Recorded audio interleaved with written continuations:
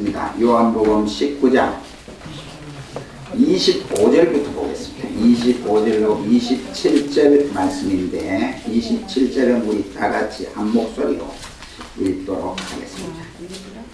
요한복음 19장 25절로 27절입니다. 27절은 다같이 읽겠습니다. 신약성경 182페이지입니다. 다 찾으신 줄 알고 제가 25절을 읽어드리겠습니다.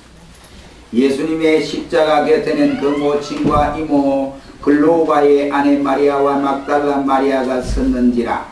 예수께서 그 모친과 사랑하시는 제자가 곁에 섰는 것을 보시고 그 모친께 말씀하시되 여자여 보소서 아들이니이다 하시고 다같이 읽습니다. 또 그 제자에게 이르시되 보라 내 어머니라 하신데 그때부터 그 제자가 자기 집에 모시니라. 아멘. 찬양대 찬양으로 영광을 돌리겠습니다.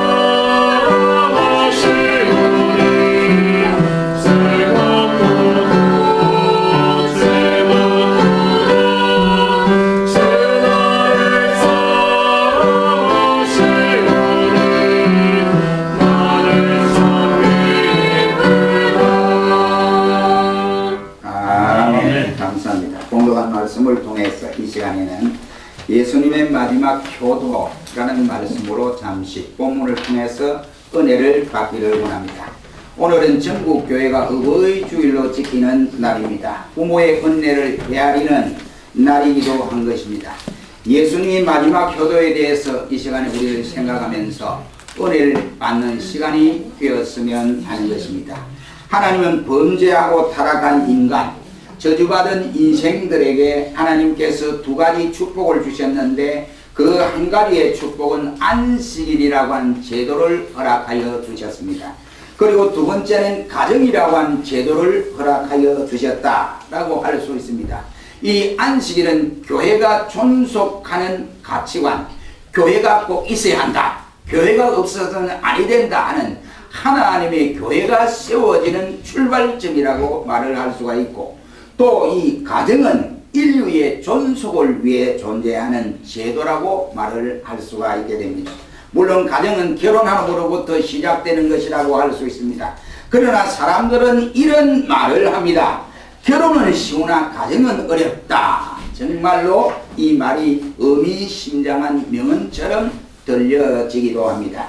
가정은 인간 사회에 있어서 기본이라고 할 수 있습니다. 첫 출발입니다. 그래서 가정을 일러서 작은 교회요, 또한 작은 사회요, 작은 국가요, 작은 세계다, 이런 말로 표현을 합니다.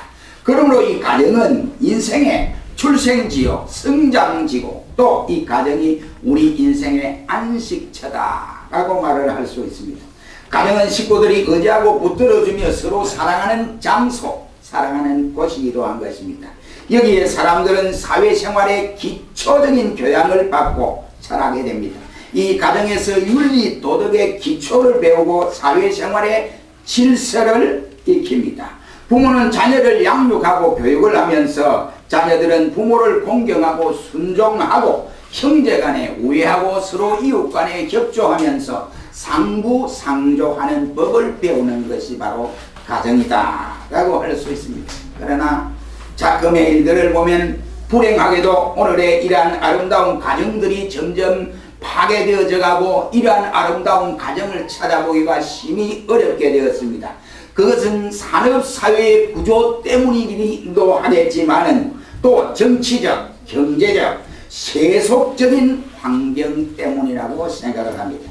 그래서 오늘날 집은 있어도 가정은 없다는 말을 듣게 됩니다. 사랑스러운 가족이 함께 모여 오손도손 살 수 없기 때문에 이러한 현상이 일어난다라고 볼 수 있습니다. 아이들은 공부를 한다고 부모 곁을 떠나서 멀리 외국을 가는 경우들도 있습니다. 어른들은 이런저런 사정 때문에 주말 부부가 점점 늘어난다고들 하고 있습니다.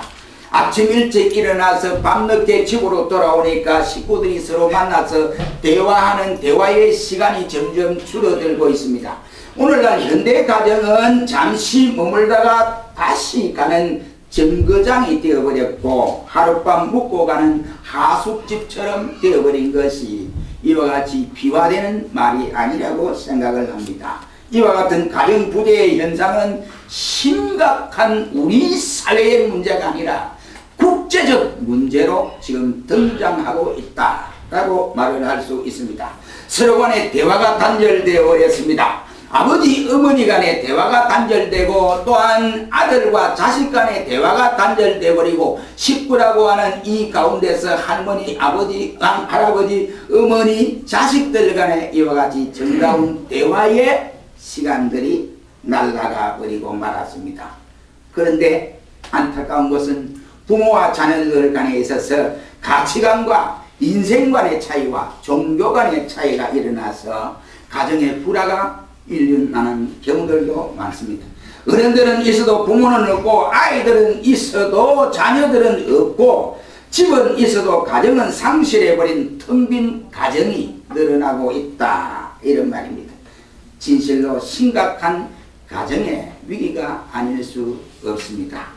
성경은 예수님의 이러한 가정생활에 대해서 낱낱이 우리에게 이렇게 해라 이렇게 규명하기보다도 우리는 오늘 본문을 통해서 예수님께서 마지막 십자가상에서 마지막 그 순간에 자기의 어머니 마리아를 향하여 쏟는 효의 모습을 보면서 우리가 이 어버이 주일에 예수님이 효를 나타낸 그 모습을 보고 우리도 예수님처럼 되기를 주님의 이름으로 축원합니다. 그럼 예수님은 어떻게 효를 했느냐? 첫째는 오늘 보면 26절로 27절에 보면 예수께서 그 모친과 사랑하는 제자가 곁에 섰는 것을 보시고 그 모친께 말씀하시되 여자여 보소서 아들이니이다 하시고 또 제자 요한에게 이르시되 보라 내 어머니니라 하신대 그때 요한이 그 어머니를 자기 집으로 모셔갔다라고 했습니다.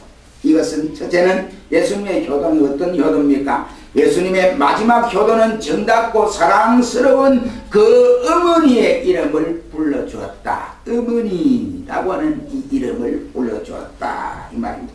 이름의 대명사는 대단히 중요하다고 생각합니다. 그래서 어떤 사람은 이름 잘못 지어가지고 뭐 자기 출생번호가 있는 사람도 있더라고요. 그러나 저도 그런 말을 했어요. 내 이름이 너무너무 좋은데 예수 믿고 보니까 이 장원급제 얼마나 좋습니까? 장원급제. 예. 우리 선친이 지은 거예요. 뭐 어디가 물어보고 지은 것도 아니고 그 선친이 가만히 생각해 보니까 우리가 이항복 선생의 피를 받았으니까 그분이 아주 충신이잖아요. 이항복 학자고. 예. 받았으니까 우리 집은 적어도 이 거래 으뜸이 되는 사람이 하나 나와야 된다. 그래서 이름이 장원급제 장원입니다. 근데 감사하게 저는 예수 믿고 그런 이름을 부여하는 것이 아니고 예수 믿고 장자가 글을 장자거든요. 설립자의 날일에 그다음 밑에 십자가입니다. 하루하루의 십자가를 생각하면서 쓰러졌다 일어나고 그래서 넘어지지 않고 오뚜기 인생처럼 버떡버떡 일어나는 게 장자입니다. 그 어떠문이죠. 그런데 버떡버떡 일어나는데 어떻습니다 이 말이에요. 그러니까 해석이 그렇더라지요. 그러니까 장원급제가 훨씬 낫지 않습니까? 낫지요. 뭐 자왕 어쨌든 간에 우리 가족에서는 내가 자왕 공부를 많이 한 성입니다. 아무튼 그렇습니다. 아무튼 이름의 대명사는 굉장히 중요한 거거든요. 그 어머니라고 하는 이 이름에 엄청나게 중요한 것입니다. 엄청나게 세계를 다 가슴에 안을 수 있는 그 이름이 바로 어머니라고 하는 이름이다. 이런 말. 예수님이 자기 어머니를 마지막 십자가상에서 달려서 그 고통 가운데 괴로움 가운데도 어머니라고 하는 이 어머니의 이름을 불러주었습니다. 이 어머니라고 하는 내 어머니다 하신 이 어머니를 다른 성경은 어떻게 표현했는가 하니 예수께서 자기 어머니를 보시고 또 그 곁에 자기가 사랑하는 제자가 서 있는 것을 보시고 어머니에게 여자여 이 사람이 어머니의 아들입니다 라고 이렇게 번역을 하기도 했습니다. 그 다음에 제자에게 말하기를 이분이 내 어머니다 라고 말씀한 그때부터 제자 요한은 그분 마리아를 모시고 자기 어머니처럼 살은 것이 지금 에베소 현재에도 가면 그 바로 당시에 요한이 살았던 그 집이 그냥 보존이 되어 있습니다. 그리고 그 옆에는 조금만 올라가면 요한의 묘가 있고 또 마리아 묘가 있는데 그 마리아 묘는 정확하지는 않습니다. 지금 마리아 묘가 지금 게세마네 동산 입구에 지금 있다는 설이 거의 확실합니다. 그런데 거기도 표를 그려놨습니다. 이 마리아의 묘가 정확하지는 않지만은 아마 여기서 요한이 돌아가시기 전에 어머니를 이와 같이 모셔서 여기다 묻어두었을 것이다. 이렇게 생각하는 학설밖에 없습니다. 아무튼 그렇습니다. 그래서 어머니라는 이 이름을 예수님이 많이 썼습니다. 이것이 바로 모친에게 다시 말하여 부모에게 효하는 방법 중에 하나가 바로 어머니라고 하는 이름이다 하는 말입니다. 여러분 사람이 이 세상에서 태어나서 제일 먼저 배우는 말이 있다고 한다면 어머니 아버지입니다. 엄마 아빠 하는 이름입니다. 그것은 누가 가르친다고 되는 것도 아니고 자동적으로 아는 이름이 바로 엄마 아빠라고 하는 이름입니다. 근데 사람이 외롭고 어려울 때마다 또 부르고 싶은 이름이 여러분 무슨 이름입니까? 바로 엄마 아빠 이 이름을 부르고 싶은 것입니다. 내 인생의 바로 전부가 엄마 아빠라 이런 말이죠. 나이가 들어도 늙어도 어머니는 그립고 정답고 보고 싶은 분이 바로 어머니 부모입니다. 어머니가 그립고 보고 싶은 것은 비단 부모 없이 자란 고아들 뿐만 아니라 우리 모두가 한결같은 열망이라고 할 수 있습니다. 젊은이도 연세 많은 분들도 노인들도 아이들도 모두가 다 엄마 아빠를 찾고 부릅니다. 옛 사람들도 그래했고 현대인들도 그래했습니다. 제가 이렇게 길을 가다 보면 이제 나이가 조금 이제 들다 보니까 이제 머리가 허옇고 수염이 거의 나서 이제 두레막을 입고 이렇게 가시는 분 보면 언뜻 선친 생각이 나요. 그런 생각이 문득문득 난다고요. 네. 그것이 바로 자식과 부모의 관계다 이런 말. 사람에게는 누구나 다 그런 부모가 있지 않습니까? 그리고 모두들 다 엄마 아빠를 찾고 그 이름을 부르기도 합니다. 아름다운 노래도 3번 들으면 실정이 나지만은 내 어머니 내 아버지라고 하는 엄마 아빠의 이름은 불러도 우리에게 실정이 나지를 않습니다. 어머니 아버지 우리 어머니 우리 아버지 이런 이름이라 이 말이에요. 팔레스틴 지금 이 본문 말씀에 보면 팔레스틴 그 태양빛에 햇빛이 내리쬐는 그 따가운 태양빛에 십자가 상에서 이름은 자기의 아들을 잊지 못하고 울고 있는 마리아의 모습을 여러분 생각해 보세요. 이제 이 마지막 순간이거든요. 이 아들과 어머니의 육신적인 문제로서는 마지막 순간입니다. 그런데 그 어머니가 당신 아들 예수, 육신적인 예수를 바라보니까 메시아이지만 십자가에 달려서 고통당하는 그 모습을 바라보니까 어머니 마리아의 가슴은 찢어지는 듯 아프고 자기가 대신해서 십자가의 고통을 당하는 이와 같은 전율을 느끼고 있습니다. 그때 예수님께서 그 이름을 부릅니다. 어머니, 어머니라고 이름을 불렀습니다. 망치소리 요란한 십자가 형틀 밑에서 창금이 번쩍이는 로마 군병들 갈보리 산 위에서 거기 아들을 위해서 어머니의 사랑과 눈물이 여기에 어우러지고 있음을 볼 수가 있게 됩니다. 그리고 거기 또한 어머니를 위한 아들 예수님의 지극한 효성을 볼 수가 있습니다. 피 흐르는 십자가의 아픔도 그 고통도 바로 아들 된 의무를 다하기 위해서 자기의 제자 요한을 소개하면서 나는 어머니를 더 이상 봉양할 수 없고 도와드릴 수 없지만은 내 제자 요한이 내 대신 어머니를 도와드릴 것입니다. 그래서 내 제자 요한이가 바로 어머니의 아들입니다 라고 했고 요한에게도 내 어머니다 라고 요한에게 이렇게 말을 했습니다. 사랑하는 성도 여러분, 효도는 하늘에 있는 별을 따라주는 것이 효도가 아니올시다. 효도는 돈을 많이 준다고 해서 효도가 아니올시다. 효도는 어머니 아버지를 어머니 되게 아버지 되게 대접하는 것입니다. 고맙고 감사한 마음으로 그 이름을 부르는 것이 바로 어머니다 이런 말이에요. 어머니의 사랑은 진실하고 티가 없습니다. 가슴 깊은 곳에서 우러나오는 그 사랑이 어머니의 사랑이라고 할 수가 있습니다. 그 사랑은 너무나 숭고하기 때문에 자녀가 철이 들어 그것을 깨달을 점에는 이미 그 부모는 세상에 계시지 않습니다. 우리 한문에 보면 수욕전이나 풍고지옥, 지옥양이나 천부대 이런 말이 있습니다. 어머니의 사랑은 순수한 사랑입니다. 받기 위해 주는 것도 아니고 아까워서 주지 못해서 보들보들 떠는 그런 사랑도 아닙니다. 일방적으로 쏟아붓는 사랑이 어머니 사랑입니다. 썩내지도 않습니다. 샘을 내지도 않습니다. 섭섭하지 하지도 않습니다. 그저 기쁘기 때문에 주는 고귀한 사랑이다 이런 말입니다. 우리는 밥을 먹고 자라지만 우리의 인격과 정신은 부모의 사랑을 먹고 자랐습니다. 우리의 인간이 이 세상에 태어나서 최초로 들어가는 학교는 어머니 가슴입니다. 어머니 가슴이라 이런 말이에요. 이 세상 가운데 어머니의 가슴은 바로 사랑의 학교다 말이에요. 우리 어머니들은 그 학교의 최초의 스승이자 바로 최고의 교사라고 할 수 있습니다. 어머니의 얼굴은 우리들의 교과서요, 어머니의 무릎은 우리의 교실이고 어머니의 말씀은 우리의 건강을 위한 비타민제였고 어머니의 손길은 우리의 천국 길을 가는 아름다운 모습입니다.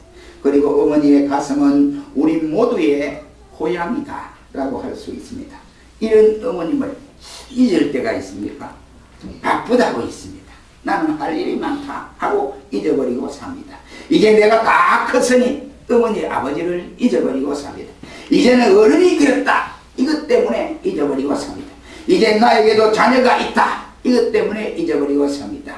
이제는 내가 할 만큼 했다 해서 어버이를 잊고 살아갑니다. 사랑하는 성도 여러분, 이것이 불효입니다. 이것이 죄악입니다. 이것이 불신앙입니다. 이것이 부모를 슬프게 하는 불효입니다. 이것이 부모님의 눈에서 눈물을 흐르게 하는 바로 불효입니다. 이것은 인생의 포기요 윤리적 도덕의 기초를 포기하는 일입니다. 자녀를 위해서 살고 자녀 때문에 고생하고 자녀 때문에 한평생을 바친 어버이를 잊어버린다고 하는 것은 배은망덕한 은혜를 저버리는 일이다 이런 말이에요. 예수님은 쓰리고 아픈 십자가를 지시는 최악의 경우에서나 그의 어머니를 잊지 아니했습니다. 보라 내 어머니니라 그래서 부르고 싶은 그 이름을 부르고 계신다 라고 할 수 있습니다. 세상의 효도요 가장 고상한 효도입니다. 효도는 돈으로 하는 것이 아닙니다. 돈이 없어도 효도를 못한다 이런 변명을 해서는 아니 됩니다. 효도는 마음으로 하는 것이다. 효도는 정성으로 하는 것입니다. 고기 사오는 부자 아들보다는 편지 한 장을 써서 어머니 미안해요 하는 이것이 진정한 효도 부자 딸이 어머니에게 좋은 옷을 사주고 이와 같이 해주는 것보다도 전화 한마디로 해서 가난해서 엄마 내 못 봤어, 미안해요 하는 이 전화 한 통화가 진정한 부모 효도라고 할 수 있습니다. 예수님처럼 어머니 아버지의 부름으로 더 큰 우리 효도를 하시기를 주님의 이름으로 축원합니다. 두 번째는 26절에서 예수께서 그 모친과 사랑하는 제자가 곁에 섰는 것을 보시고 했습니다.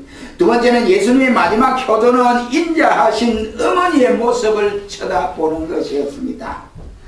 다른 성경에 표현하기에 이 모습을 26절에 해석하기 어떻게 하냐, 예수께서 자기 어머니를 보시고 라고 했어요. 이 말은 무관심해서 무관심하게 쳐다보는 일이 아니라 이 말이에요. 마지막 순간에 이제 어머니를 볼 수 없는 그 순간에 어머니를 바라보는 예수님의 모습이란 말이에요. 아이고 어머니 징겁고 징그럽다 이런 생각에서 한 것이 아니라 이 말이에요. 사랑스럽고 정다운 어머니를 그리워 쳐다보는 아들의 눈초리, 육신적인 예수님의 모습을 봅니다. 인자하신 어머니를 세상에 홀로 두고 먼저 가자니 아들이 한스러운 마음으로 쳐다보는 눈길입니다. 성도 여러분, 지금 이 장면을 우리가 상상해서 잊어버리지 않았으면 좋겠습니다. 아들 예수님은 십자가에 매달려서 고통 중에서 죽어가고 있습니다. 그런 가운데도 자기 고통이 얼마나 극심했던지 자기 고통만 느끼고 자기 고통만 걱정하고 염려해야 할 그 시점에 그는 어머니 마리아를 끝까지 모시지 못하고 세상을 떠난다는 것이 너무나 가슴 아픈 사실이기에 그는 십자가 밑에서 슬피 우는 어머니를 쳐다보면서 어머니 죄송해요 하는 마음으로 어머니를 바라보고 있는 것이 분명한 것입니다. 그의 눈시울은 붉게 물들어 있었고 그의 가슴은 어머니를 그리워하는 사무치는 마음이었습니다. 예수님은 이 아들의 도리를 끝까지 못다한 것이 너무너무 죄송하고 사랑하는 제자 요한을 가르치면서 어머니, 저 제자가 어머니의 아들입니다 하고 요한에게는 내 어머니다 라고 이렇게 부탁을 하시고 어머니의 얼굴을 뚫어지게 쳐다보고 있습니다. 아들을 염려하는 어머니의 사랑과 어머니의 사랑을 잊지 못하는 효자 예수님의 아름다운 모습을 우리가 볼 수 있습니다. 이제는 다시 볼 수 없는 그 모습이기 때문에 예수님은 눈을 떼지 않고 보시고 또 보신 것입니다. 그 이유가 어디에 있습니까? 어머니의 그 사랑이 너무나 크고 성스러운 것이기 때문입니다. 부모님은 우리를 낳아주신 분입니다. 우리를 길러주시기 위해서 수고하신 분입니다. 우리를 가르치기 위해서 헐벗고 굶주리신 분입니다. 우리를 위해서 땀과 피를 흘리신 분이요 생명도 아깝지 아니하다 라고 생각하면서 우리에게 모든 것을 쏟아주신, 자식에게 쏟아주신 그런 분이 우리 어머니들입니다. 어머니는 자녀를 낳기까지 선응할 때는 이와 같은 피를 흘려주신 분이요 우리를 기르는데 8섬의 젖을 먹여주신 분이다 라고 혹자는 말을 했습니다. 그분은 몸에 진기를 뽑아서 우리를 길러주었고 더러운 것을 씻어주신 분입니다. 허리가 이와 같이 물러지도록 우리를 업어주시고 허리가 꼬부라지도록 우리를 업어주셨고 병들어 우리가 누웠을 때 밤새 눈물을 흘리면서 간호를 해주신 분입니다. 우리를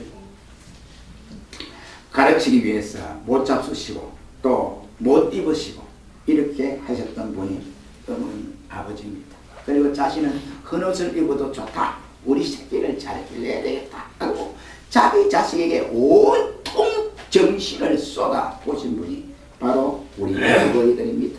착한 사람이 되어라, 귀한 인물이 되어야 된다 하고 눈물로 기도해 주신 분이 바로 부모입니다. 부모는 오직 자식만을 위해서 한평생을 살면서 고생한 분들입니다. 부모의 애정도 젊은 청춘의 단꿈도 또한 자식들을 위해서 다 포기하신 분입니다. 신혼도 포기하신 분이에요. 이것이 바로 어머니 사랑이요 아버지 사랑입니다. 그 부모의 품은 10아들도 비좁지 않습니다.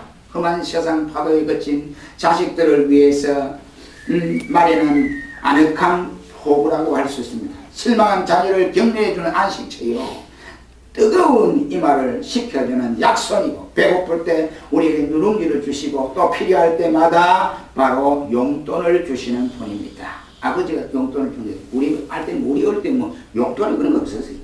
워낙 우리 선친이 욕심이 많아요. 그래서 돈 욕심이 많아요. 그래서 어쩌든지 힘써 일구어야 된다. 뭐 아무것도 안 가지고 뭐 장가 나갔습니다. 일본 가셨어요. 그 당시에 일본까지 가셨어요. 근데 무식자가 자기가 직접 공부를 해서 한글을 깨우치고 한문을 또 깨우쳐서 일본 건너가는 겁니다. 자기 맨손으로 건너갔어요. 대단한 분입니다.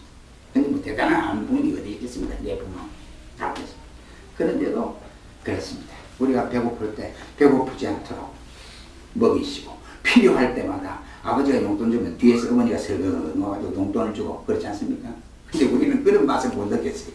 다른 아이들이 용돈 받고 뭐 명절날 뭐 일 한 잔이 딱 주면 얼마나 부러운지 말이에요. 그래서 저는 생각하기를, 내가 장가받고 이제 자식을 놓고 그다음에 어디 가는 공업이라든지 이렇게 된다고 할 때는 내가 용돈을 많이 주겠다, 이런 생각을 하고, 저는 그렇게 생각합니다. 그렇게 하고 있습니다. 그렇게 지내왔습니다. 그게 부모입니다. 러시아 사람은 태양이 있는 곳에는 언제나 따뜻하고, 어머니가 있는 곳에는 자식들은 언제나 행복하다, 이런 표현을 씁니다. 랑무랄이라고 하는 사람은 천평의 한쪽 끝에 세 개를 놓아놓고 이렇게 달아놓고, 또 한쪽에 천평 끝에 어버이를 이렇게 달아놓는다면 그 무게는 바로 어버이가 더 무거워서 세계 전체를 다 달아 올려놓은 것보다 훨씬 무겁다라고 표현을 했습니다. 부모가 죽으면 산에다 묻지만은 자식이 죽으면 그 부모의 가슴에 묻게 되어집니다. 색동 저고리를 변하여 다홍치마가 되어도 마음이 놓이지 않습니다. 부모님은 딸에게 좋은 신랑감을 찾기 위해서 일편단심 염려합니다. 그러나 막상 시집 보내고 나면 그 딸을 위해서 얼마나 눈물을 흘립니까? 끄적거리면서 밤에 돌아앉아서 혼자 울고 있는 분이 부모입니다. 이것이 어버이들입니다. 세 글자 속에는 없는 것이 없다고 생각합니다. 로마의 창검이 하늘을 찌르듯 십자가 밑에서 찾아가 느끼며 쓰러지면서도 자식을 보고 이처럼 하는 분이 바로 어버이다. 그 사랑이 어찌 작다하겠습니까? 또한 그 어머니를 못 잊어서 쳐다보고 또 쳐다보는 예수님의 효성을 누가 무슨하다, 무지하다라는 표현을 쓰겠습니다. 효도는 결코 돈으로 하는 것이 아닙니다. 예수님은 어머니라고 부르는 것으로 효도를 했습니다. 어머니를 쳐다봄으로 효도를 했습니다. 사랑의 말이 필요가 없듯이 효도에도 여러분 말이 필요합니까? 효도의 말이 필요하다고 생각하지 않습니다. 마음에서 우러나는 것이 효도다. 진정한 감동의 효도라고 할 수 있습니다. 가슴에서 가슴으로 전해지는 이 아름다운 효도가 현실이 되어야 된다. 사랑하는 성도 여러분, 우리 모두 지금 갈보리 산에 올라가서 예수님의 그 효도를 배우시기를 주의 이름으로 축원합니다. 마지막으로 27절에 제자들에게 이렇게 보러 가는데 어머니를 하시는데, 그때부터 그 제자가 거기서 모시니라 했습니다. 마지막 효도는 예수님이 마리아를 사랑하는 제자 요한에게 부탁했다 하는 사실입니다. 하나님의 아들로서 성부의 뜻까지 복종하신 예수님은 또한 마리아의 아들로서 자기의 책임을 다하기 위해서 사랑하는 제자 요한에게 어머니의 여생을 부탁하는 모습을 볼 수 있습니다. 자, 이분이 내 어머니다. 내가 이제 더 이상 어머니를 모실 수 없으니까 네 제자 네 요한에게 네가 우리 어머니를 모시라 하고, 어머니 자식입니다. 또 요한에게는 말하기 내 어머니다 라고 이렇게 말을 했습니다. 이 말씀은 예수님이 십자가상에서 바로 말씀한 중에 세 번째 말씀으로 유명합니다. 예수님은 참혹한 십자가의 고통 중에서도 어머니의 후사를 염려하여서 사랑하는 제자에게 그 뒤를 부탁하신 것입니다. 이 전승을 누가 작다하겠습니까? 이 모습을, 이 효성을 어느 누가 무성의하다고 말을 하겠습니까? 예수님은 쓰리고 아픈 십자가를 지신 제약의 경우에 있었지만은 부모를 잊어버리지 아니했다 말입니다. 그는 구속의 사명을 다하기 전에 자녀로서의 할 일을 다했다, 이런 말. 주님은 가난한 목소였지만 부모를 잘 모셨습니다. 그는 잠시도 쉴 새 없이 바쁜 몸이었지만 부모님께 효도를 했습니다. 그는 평소에 효도를 가르치고 효도에 대해서 말씀을 하고 있습니다. 뿐만 아니라 몸소 십자가 상에서까지 효도를 향했습니다. 예수님은 모친을 요한에게 부탁을 했고 요한은 마리아를 부모처럼 모셨습니다. 그러다가 11년 예수님 돌아가시고 11년간 마리아가 살았습니다. 그때 나이가 59세였습니다. 세상을 떠났는데 그때까지 요한이가 이 마리아를 어머니처럼 모셨습니다. 그리고 동산, 게세마네 동산 올라가는 입구의 무덤에 바로 묻혔다고 전해지고 있습니다.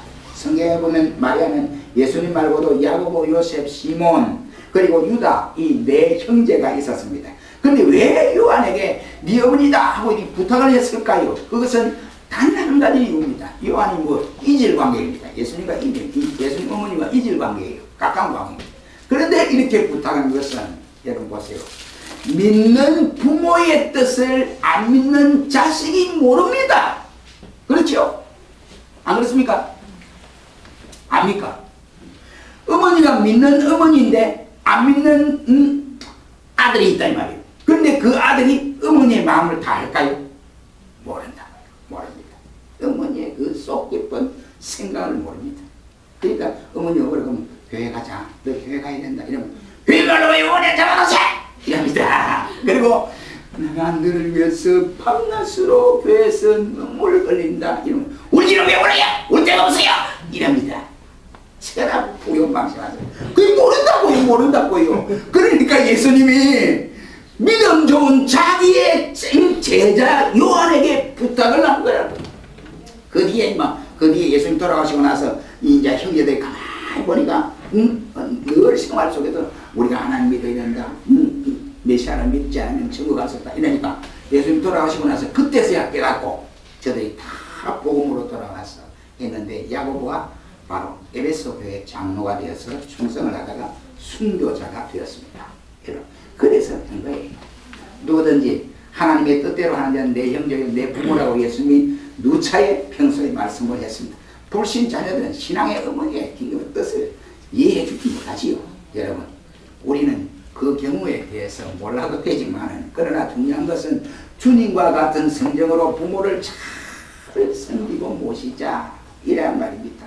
여러분 한문의 주자는 말하기를 바로 십회웅에 불효 부모 사후해라 이런 말이 있습니다. 이 말이 뭐냐? 살아생전에 곧 교도하지 않았다가 부모가 돌아가시는데 그때서야 때늦은 효도를 하는 이러한 형편을 두고 말하고 있습니다. 우리 성경은 제5계명 1계명부터 4계명은 하나님에 대해서 말씀합니다. 5계명에서 10계명은 인륜에 대한 계명을 말씀하시면서 부모 공경을 제5계명 제일 첫 번째 한 것은 이 부모가 귀중하다는 겁니다. 그래서 부모 공경이란 말은 하나님께만 해당되는 단어입니다. 그런데 부모에 있었어요. 그런데 이 공경이란 말이 키베드랍니다. 키베드라는 이 말은 뭐냐? 간이란 말이에요. 간이란 말. 부모를 내 간처럼 여겨라. 얼마나 신중한 예수님의 교훈입니까? 얼마나 효도스러운 교훈이냐. 부모를 간처럼 여겨서. 왜 불효자들이 많이 늘어납니까? 좋은 옷을 입히고 당근복에서 길러주었더니 그 자식이 부모를 싫어합니다. 전다 팔아서 공부를 다 시켜주었더니 옛날 말에 자갈로 그 다음에 무슨 놈 이와 같이 자갈과 무슨 논을 다 팔아줬더니 저는 공부하고 나니까 애비를 지 발에 때만치도 안 되겠다 이런 말이 있어요. 옛날 어른들 그랬어요. 그렇습니다. 여러분 그렇습니다. 그런데 요즘에 죄송한 얘기냐면은 어머니는 일을 부지런히 하고 있는데 그 며느리는 화장대 앞에서 노래하는 며느리가 있대요. 세상에. 아버지는 죽자고 일을 하는데 자식은 그만 아무 밤낮 없이 막 침대에서 자는 이런 자식도 있답니다. 여러분 슬픈 일이 아닙니까? 미국의 신학자 아담 클라크는 말하기를 오늘의 이 세상이 이처럼 불행한 것이 어떻게 해서 이렇게 불행했느냐? 부모의 은혜를 저버렸기 때문이다 라고 했습니다. 우리가 영국의 문호인 셰익스피어는 말하기를 부모의 은혜를 모르는 자녀는 독사의 손에 넣어서 입에 손을 넣어서 그 독이 우리에게 퍼지는 것보다 더 독하다 라고 이렇게 표현을 했습니다. 배은망덕해서 안 된다 이 말이지. 여러분 우리는 불행함으로 배은망덕한 자가 되어서 안 됩니다. 우리가 잘 아는 여러분 세계의 바이올리니스트 정경화 씨를 아시죠? 아시죠? 그분이 누구 동생이죠? 정명훈 씨 동생이. 그분들이 다 음악에 소개됩니다. 근데 그 어머니가 이원선 씨가 이원선 씨예요. 어머니 이름 이원선 씨예요. 근데 이 정경화 씨가 세계적으로 막 연주를 하고 사는데 너무 피곤하고 힘이 든대. 그게 이제 고비가 와요. 그런데 어머니한테 엄마 나 그만두고 싶어 이랬습니다. 바이올린 그만두고 싶어 이랬어요. 그때 바로 이원선 씨가 그래 그러면 너 1년만 좀 쉬어라. 그동안 네가 다른 사람보다 일찍 시작했지 않았니? 이랬대요. 그러고 나서 다른 지역으로 비행기를 타고 이제 연주를 가기 위해서 하는데 어머니가 이원선 씨가 거기다 장문의 편지를 14장이나 써가지고 그 바이올린 캐스에 딱 안에 지원해 줬답니다. 근데 비행기에서 뭐 느닷없이 그걸 풀러가 봤는데 자기 바이올린 다시 한번 점검하고 봤는데 어머니 편지가 들어있더라고요. 어머니 편지를 보니까 자기가 성장한 과정, 어머니가 자기를 위해서 눈물을 흘리며 기도한 과정, 그가 또한 이 바이올린, 세계적인 바이올리스트가 되기 위해서까지 이루어진 일들, 이러한 일들을 낱낱이 기록했는데 14장의 편지가 쓰여져 있더랍니다. 그래서 그 비행기 안에서 울면서 그것을 달려요. 그래서 정기관 씨가 하는 말이 마지막에 내가 이 편지를 눈물로서 다 읽고 나니까 내가 1년을 푹 쉰 것 같이 이런 느낌이 들었다. 이렇게 말을 했습니다. 결론을 맺겠습니다. 서울모 초등학교에서 실제적으로 있었던 일입니다. 어버이날입니다. 선생님이 아이들에게 말을 했습니다. 어머니는 온종일 뭘 할까 이야기해봐라 그랬습니다. 아이들이 아침에 일찍 밥을 해먹이고 그 다음에 도시락 싸먹이고 그 다음에 설거지하고 그 다음에 우리 다 학교 보내고 그 다음에 집안 청소하고 세탁기 돌리고 그 다음에 나중에 이제 저녁에 저녁밥하고 또 뭐 이렇게 마지막에 우리 어머니는 제일 늦게 주무신다. 이렇게. 그랬더니 선생님이 하는 말이 그러면 아이들이 다시 물었답니다. 그렇게 남을 위해서 일을 하시는데 자신을 위해서 일하는 것은 무엇일까? 이렇게 말을 해보라 했답니다. 그 아이들이 30명이 된 아이들이 조용하게 한 말도 안 하고 있는데 한 아이가 훌쩍훌쩍 울더라는 겁니다. 그래 우는데 왜 우느냐 물었어요. 선생님이 선생님 우리 어머니가 불쌍해요 그러대요. 그러자고 그 소리 나자마자 그 반 30명 아이들이 다 같이 헐쩍거리고 울었다는 겁니다. 여러분 이것이 부모라는 말이에요. 사랑하는 성도 여러분, 우리가 이 세상에 안 계신 부모는 어쩔 수 없습니다. 우리가 다시 한번 후회하고 우리가 이런 시간을 갖고 계신 부모들은 우리 부모를 위해서 예수님처럼 감당하는 아름다운 기도가 일어나기를 주의 이름으로 축원합니다. 기도하겠습니다. 전능하신 하나님